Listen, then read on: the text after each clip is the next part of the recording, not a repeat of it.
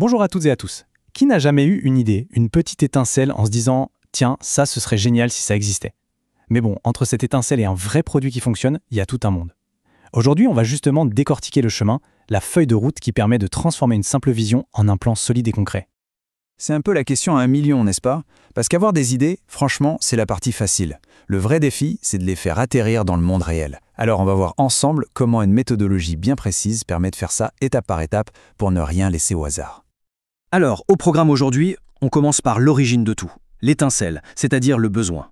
Ensuite, on donne une mission claire à notre idée. On fixe les règles du jeu, qu'on appelle les contraintes. Puis on rédige le plan directeur, le fameux cahier des charges. Et pour finir, le grand oral, le test de conformité. C'est parti? Ok, on entre dans le vif du sujet. Le point de départ absolu, c'est ça.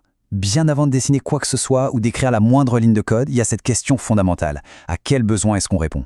Sans une réponse limpide à ça, la meilleure idée du monde risque de tomber à plat. La définition peut paraître simple, presque basique, mais c'est vraiment le moteur de toute innovation. Un produit qui ne répond à aucun besoin, c'est comme une clé qui n'ouvre aucune serrure, ça ne sert à rien. Que ce soit pour un besoin vital ou juste pour rendre la vie un peu plus simple, tout part de là. Pour y voir un peu plus clair, on peut classer les besoins en deux grandes familles. D'un côté, il y a les besoins primaires, ceux qui sont essentiels à notre survie, manger, avoir un toit.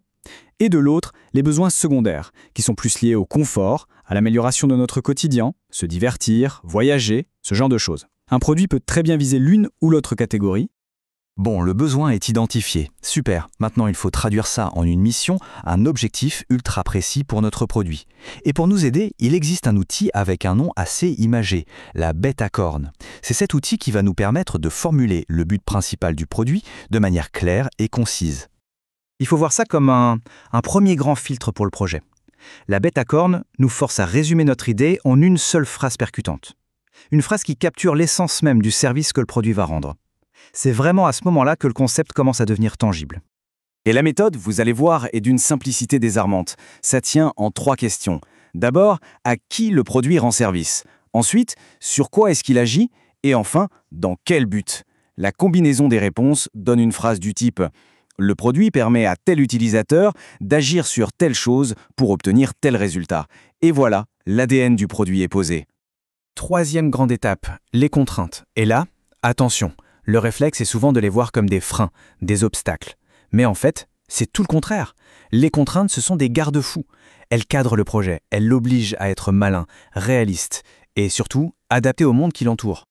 Oui, une contrainte, ça ne se discute pas. C'est une règle du jeu à laquelle on doit se plier, point final. C'est d'ailleurs ce qui fait toute la différence entre l'art et le design. Un artiste est totalement libre, alors qu'un designer doit trouver une solution élégante à un problème, tout en respectant un cahier des charges très strict. Et des contraintes, croyez-moi, il y en a partout. Ça peut être le budget, bien sûr, mais aussi des normes de sécurité, des attentes en termes d'esthétique, des règles environnementales, l'ergonomie. Le boulot du concepteur, c'est de jongler avec toutes ces règles pour aboutir à un produit cohérent. Ça y est, on a le besoin, on a la mission, on a les règles du jeu. Il est temps de mettre tout ça noir sur blanc, de graver ça dans la pierre. Ce document central, cette pièce maîtresse, c'est le cahier des charges fonctionnelles qu'on abrège en CDCF. C'est le plan directeur du projet. Et attention, il y a un mot ici qui change tout. Contractuel. Le CDCF, ce n'est pas une simple liste de souhaits, c'est un véritable contrat qui lie le client et l'équipe de conception. Chaque ligne écrite est une promesse qui devra être tenue à la fin. Au cœur de ce document, on va trouver 2 types de fonctions. D'un côté, la fonction principale, ou FP, c'est la raison d'être du produit, la réponse directe aux besoins identifiés au tout début. Et de l'autre, on a les fonctions contraintes, les FC. Elles décrivent comment le produit doit interagir avec son environnement pour respecter toutes les règles du jeu. Allez, à cette théorie, passons à du concret pour que tout ça soit bien clair. On va prendre un exemple parfait pour ça, la conception d'un petit robot suiveur de ligne qui doit participer à une compétition. Alors, avant toute chose, on fait quoi? On liste tout ce qui va interagir avec notre robot. Ça inclut l'utilisateur, bien sûr, mais aussi des éléments comme le règlement, la piste sur laquelle il va rouler, l'arbitre, la batterie. Chaque élément de cette liste est une source potentielle de contraintes que notre robot devra gérer. Regardons sa fonction principale, la FP1. La fonction, c'est concourir pour être le meilleur. Mais ça, c'est trop vague. Alors, on définit des critères pour la mesurer, le respect du règlement et le classement final. Et pour chaque critère, on fixe un niveau précis à atteindre. 100% de respect des règles et viser la première place. Là, c'est clair, net et mesurable. Et cette même logique, hyper rigoureuse, on l'applique aux fonctions contraintes. Prenons la FC7 par exemple, sur l'énergie. La fonction, c'est d'avoir une source d'énergie embarquée. Les critères pour la juger, l'autonomie, le temps de recharge et le coût. Et les niveaux à atteindre, 4 heures d'autonomie par jour, pas d'immobilisation pour la recharge et un coût minimisé. Chaque aspect est quantifié. Et c'est ça, la clé de tout le système. C'est ce duo critères/niveau qui fait la force de la méthode. Les critères, ça définit le quoi, ce qui compte. Et les niveaux, ça définit le combien, l'exigence chiffrée. C'est comme ça qu'on passe d'un souhait flou comme « le robot doit être autonome » à une exigence précise et testable, tenir 4 heures par jour. Et nous voilà à la toute fin du parcours, le moment de vérité, l'épreuve de la validation. Le produit est enfin là, entre nos mains. La seule question qui compte désormais est-ce qu'il respecte le plan à la lettre? Là, pas de place pour l'improvisation. Le processus est ultra méthodique. On reprend le cahier des charges, notre fameux CDCF, et on vérifie chaque ligne.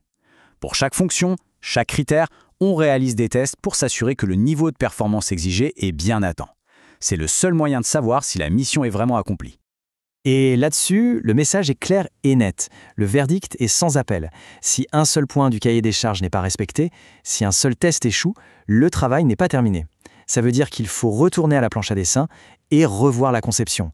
Il ne peut y avoir aucun compromis sur la conformité. Finalement, ce qu'on a vu, c'est plus qu'une méthode, c'est une véritable structure pour penser, un cadre pour transformer une idée, même la plus folle, en un projet réalisable. Alors la vraie question, ce n'est plus de savoir si ça fonctionne, mais plutôt quel est le prochain projet de rêve qu'on pourrait enfin construire avec ça.